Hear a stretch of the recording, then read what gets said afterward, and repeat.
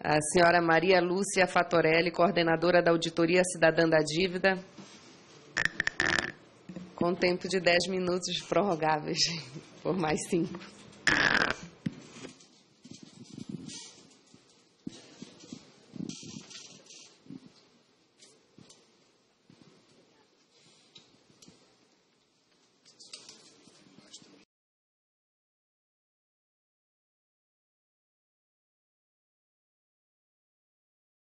Bom dia a todas e todos. Agradeço à deputada Simone Morgado e ao deputado Edmilson Rodrigues pelo requerimento, pelo convite e por pautarem esse tema, um tema fundamental para o nosso país. Eu vou iniciar tentando situar um pouco a conjuntura em que vivemos, porque todos os dias os jornais falam do ajuste fiscal, mas não explicam ajuste fiscal para quê, não é? Nós estamos aí, começamos este ano com uma disparada, um tarifaço, um aumento absurdo em todas as tarifas de energia, telefonia, transporte, gasolina, todos os preços que deveriam ser administrados pelo governo, o que está provocando uma explosão da inflação. E o remédio que o governo coloca para combater a inflação é o aumento dos juros. E eu pergunto, o que o aumento dos juros faz baixar o preço da energia, da telefonia, da gasolina? Absolutamente nada. Essa conjuntura é um dos exemplos de como a nossa política econômica é voltada para o privilégio do sistema da dívida. A Selic, das eleições para cá, já subiu 30%. Ela estava em 11% em outubro, já era um abuso. Agora está em 14,25% e já tem analistas publicando que deve subir mais. Agora, os servidores públicos não estão tendo nem o reajuste inflacionário. Nós estamos vivendo um quadro de desemprego, não tem recurso para as necessidades sociais mais urgentes, mas os juros estão subindo. E o orçamento é um só, ou não? As taxas de mercado superam 300%, as taxas de juros, exclusivamente pela atuação do Banco Central do Brasil, que enxuga, que retira dos bancos toda a sobra de caixa e remunera com títulos da dívida. Nós temos 1 trilhão e 100 bilhões de títulos que o Tesouro Nacional entrega para o Banco Central, que nem aparecem naqueles dados que o doutor... Não, José Franco, mostrou. 1 trilhão e 100 estão em mãos do Banco Central, que o Banco Central troca com os bancos privados. De tal forma que os bancos privados só emprestam para o público em geral a taxas superiores a 300%. Por quê? Eles têm garantido que o Banco Central vai lhes remunerar com os títulos da dívida pública brasileira. Então, eu estou colocando essa situação da conjuntura para pontuar de que nós estamos falando. Nós não estamos falando simplesmente de uma questão isolada, nós estamos falando de uma dívida que está afetando profundamente a vida do cidadão e a economia do país. Para o ajuste fiscal, tem utilizado aumento de tributos, principalmente que recaem sobre a classe trabalhadora e sobre os consumidores, e o corte de gastos. Todas as áreas o primeiro decreto de Dilma cortou praticamente 70 bilhões, o segundo mais de 10 bilhões, atingindo a saúde, a educação e todas as pastas. Além disso, as privatizações, porque o ajuste fiscal, ele não vem só dos cortes e do aumento de tributos, ele vem também da entrega, contínua entrega de patrimônio. Essa semana foram 25% da BR Distribuidora, né? E estão aí a folha dos federais, a Caixa Econômica Federal abrindo o seu capital, a segunda fase do Programa de Investimento e Logística, e tudo que a gente sabe que já foi com as privatizações. Apesar de todo esse sacrifício, e por causa dessa política monetária totalmente equivocada, de costas para o país e a serviço do mercado financeiro, o PIB está com crescimento nulo. Previsão negativa. O país está encolhendo. Tudo isso por conta de uma conjuntura estruturada por um modelo econômico equivocado, voltado para a concentração de renda e riqueza e ao favorecimento do setor financeiro. Este aqui é o gráfico do orçamento da União executado em 2014, de acordo com os dados oficiais do CIAF, publicado pelo Congresso Nacional, inclusive. São dados oficiais. Para a dívida pública, foram 45,11%. Para a saúde, menos de 4%. Educação, menos de 4%. Ciência e tecnologia, 0,28%. Saneamento, quase zero. Habitação, zero. Para termos ali algum percentual para habitação, temos que colocar muitas casas decimais. Porque nós sabemos que o Minha Casa Minha Vida é apenas um programa de viabilização do endividamento das pessoas pobres, não é? E incentivo para as construtoras que constroem as casinhas. Não há investimento efetivo. Bom, tanto aquela pizza muito mal repartida é o reflexo, é o resultado de um ano, esse gráfico mostra, desde o plano real, a evolução dos gastos.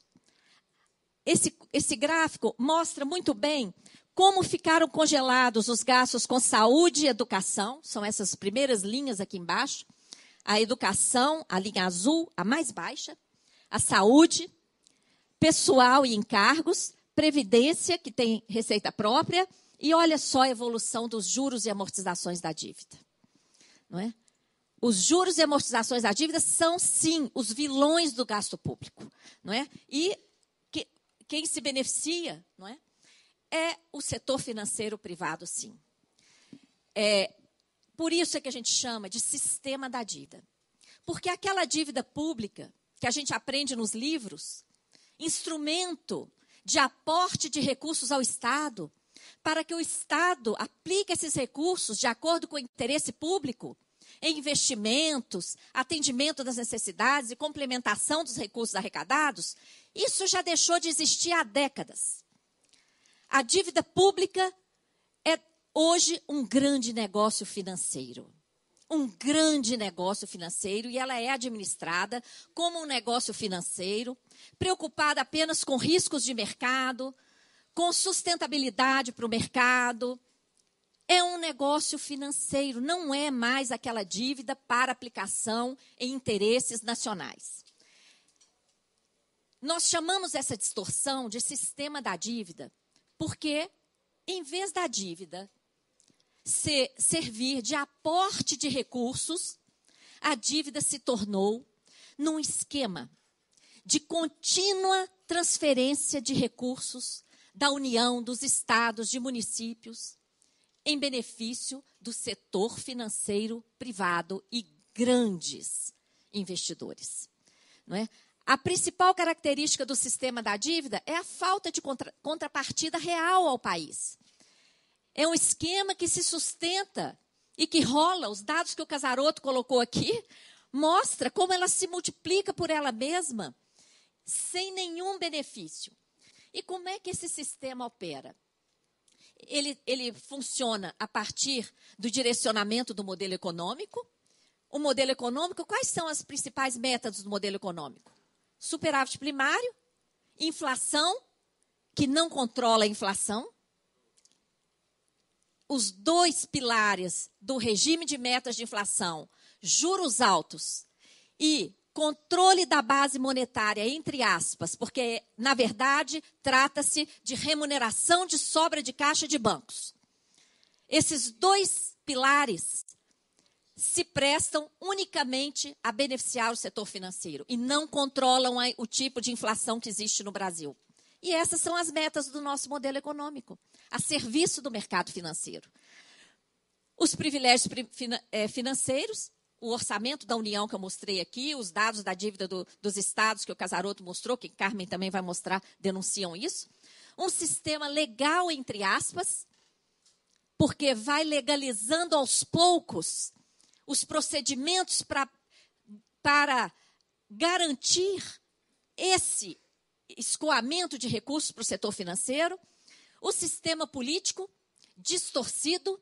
Nós estamos aqui na casa política e, infelizmente, diante de tantas denúncias de corrupção, de financiamentos de campanha que caracterizam vendas de mandatos para o setor financeiro, para que as leis depois sejam votadas e aprovadas com esse direcionamento, contrariamente aos interesses do país. A corrupção serve ao modelo e a grande mídia faz o jogo. Porque o que interessa não sai nos jornais. Para que o povo não se conscientize do que realmente, da capacidade financeira do nosso país, do potencial do nosso país, não é? E continuemos aí de joelhos. Não é? Essa tela, selecionei indícios de ilegalidades que ocorrem hoje, porque nós temos aqui listas de ilegalidades desde a decretação da nossa independência em 1822. Mas eu deixei aqui, dado para respeitar o tempo, apenas as ilegalidades atuais da dívida pública. Hoje, nós estamos fazendo o anatocismo, que caracteriza juros sobre juros. Dr. José Franco, quando colocou aqui o gráfico da parte dos juros que está sendo paga com superávit e a outra parte que não está sendo paga com superávit, ele nos chegou a dizer, essa outra parte está sendo paga com títulos da dívida pública, correto? Está sendo paga com títulos da dívida pública, em flagrante desrespeito à Constituição Federal. Artigo 167. Não se pode pagar despesa corrente com título da dívida. Tanto é que seria muito fácil agora atender as inúmeras categorias em greve. Por que não se emite título da dívida e paga o salário dos servidores? Porque o artigo 167 da Constituição proíbe. Mas para a dívida, para os bancos, pode.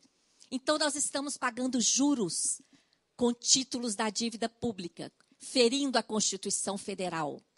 Isso está produzindo a explosão da dívida, que já alcança o volume de títulos 3,6 trilhões de reais. Porque tem que considerar, sim, o 1,1 trilhão que está com o Banco Central, porque não fica com o Banco Central. O Banco Central troca com os bancos e remunera a sobra de caixa dos bancos. Nós temos outra ilegalidade absurda, a contabilização de parte dos juros como se fosse amortização. É por isso que no nosso gráfico nós somamos os juros e amortizações para demonstrar o gasto com a dívida. Porque isso aqui foi comprovado na CPI da dívida realizada aqui nessa casa. Esse dado aqui, geração de dívida sem contrapartida para o país. Isso aqui é um crime que está sendo cometido contra as finanças públicas e contra a sociedade brasileira. O primeiro, o Banco Central faz contratos de swap cambial para garantir a variação do câmbio, principalmente para bancos. O que o Banco Central diz para os bancos? O senhor quer comprar dólar? Não, não compre dólar, não. Assine aqui comigo este contrato de swap, que se o dólar subir, eu lhe pago. É isso. O dólar subiu, o prejuízo líquido do Banco Central com essas operações, só nos 7 primeiros meses de 2015, foi de 57 bilhões de reais.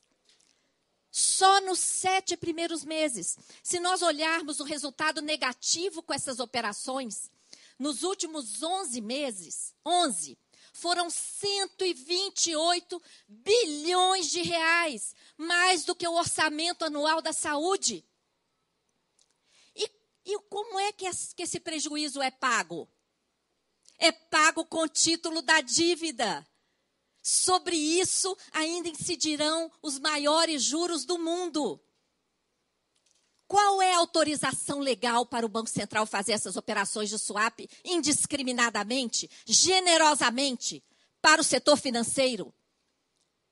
E eu pergunto a cada um de vocês e dos senhores nobres deputados, isto é dívida pública?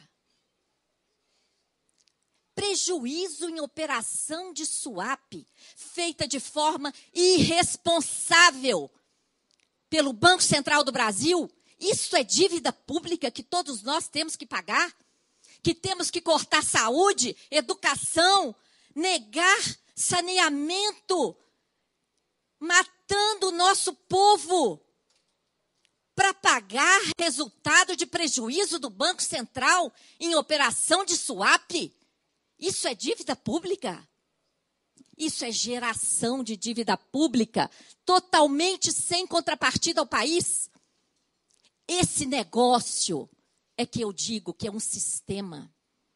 É um sistema que usa o instrumento de endividamento público para sangrar os recursos da nação, para tornar esse gigante Brasil o país mais injusto do mundo, para produzir esse atraso, a entrega das nossas matérias-primas, para nos obrigar a entregar matéria-prima, entregar nossas empresas, entregar estrutura de Estado, porque a privatização agora é de estrutura de Estado. Estamos entregando portos, aeroportos, estradas, para pagar isso. Resultado de prejuízo. Outra geração de dívida sem contrapartida. Tem 1,1 trilhão de dívida pública, sobre a qual está incidindo o maior juro do mundo, que o Banco Central troca com os bancos privados para remunerar a sobra de caixa. É por causa dessas operações que os juros de mercado são maiores do que 300% ao ano. Vocês já imaginaram se o Banco Central não enxugasse esse 1,1 trilhão? O que os bancos iam fazer com esse 1,1 trilhão em caixa? Eles iam ficar com esse dinheiro parado? O que eles iriam fazer? Eles iriam reduzir os juros, iam viabilizar milhões de negócios de pequenos empresários que estão quebrando porque não dão conta do juro de mercado ou sequer estão abrindo negócios, geradores de emprego porque não dão conta, por culpa de uma política monetária equivocada e que usa o instrumento de dívida pública que o Tesouro Nacional emite e entrega de bandeja para o Banco Central para fazer essa remuneração aos bancos privados. Tá? Conflito de interesses no estabelecimento da taxa Selic. Como é que são estabelecidas essas taxas aqui no Brasil? Antes da reunião do Copom, o Banco Central convida especialistas de mercado para ir lá falar qual é a expectativa. E já estão dizendo que tem que subir mais, e provavelmente o Banco Central vai subir mais. Até quando? Até quando que os interesses do país vão ser colocados nas mãos de quem sequer foi eleito, de quem está lá defendendo interesses próprios, escusos do setor financeiro? Nós detectamos desde a CPI da dívida, isso está documentado em relatório desta casa, descumprimento de atribuições legais e constitucionais dos órgãos de controle do endividamento público federal. Tribunal de Contas da União, Controladoria Geral da União, Ministério Público, o próprio Congresso Nacional. Qual é o controle que está sendo feito dessa dívida? Controle efetivo, integral. Recentemente, nós vimos na estatística da dívida que o Banco Central colocou um volume enorme, mais de 100 bilhões de dólares, de títulos da dívida interna, classificou lá como dívida externa. Com que critério? Será que nessa conversão os investidores internacionais ainda vão ganhar variação cambial também? O Congresso tem que olhar isso.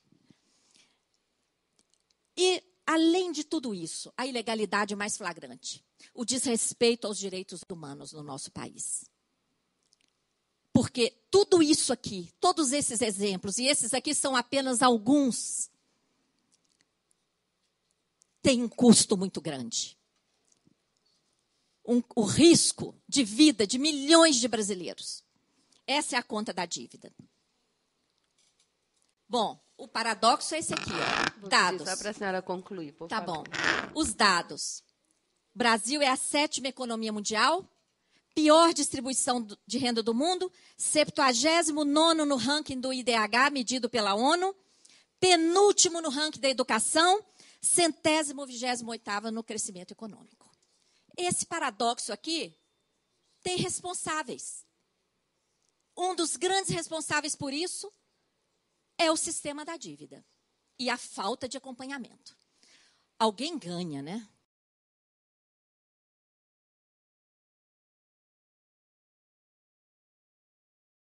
O lucro dos bancos no Brasil é um escândalo.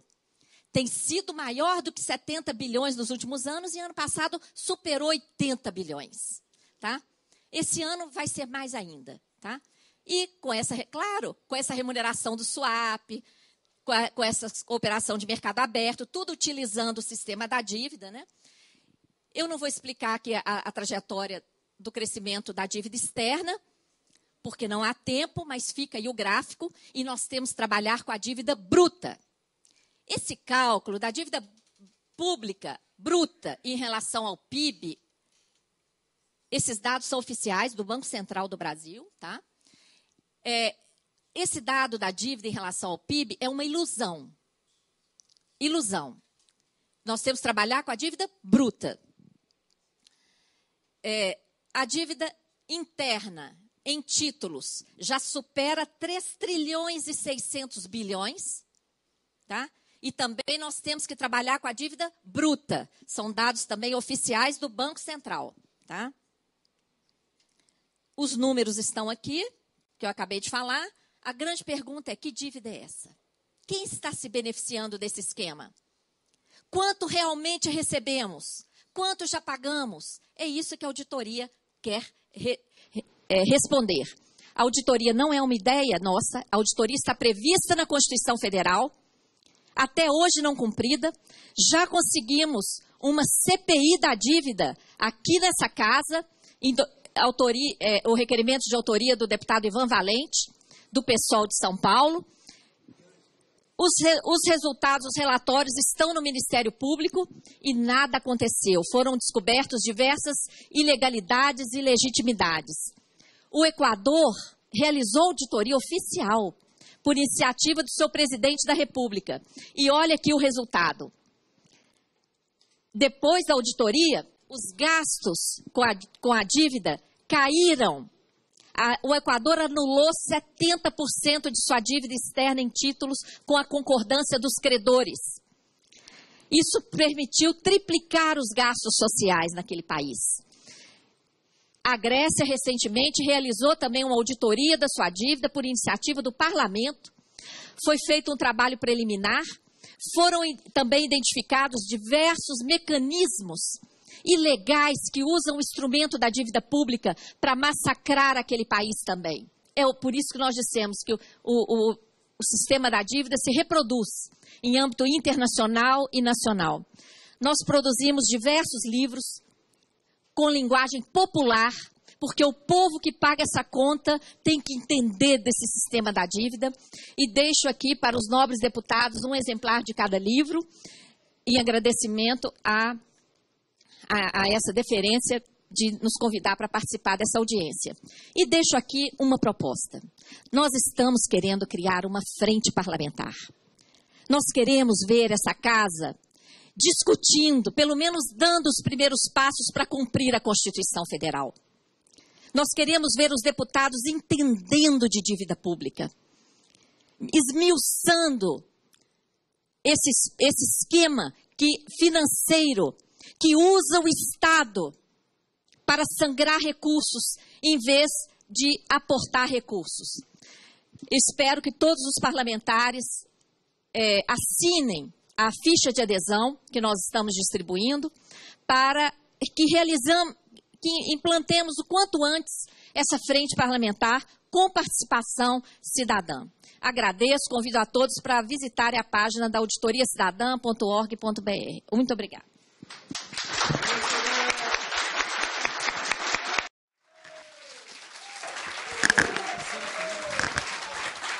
Muito obrigada, doutora.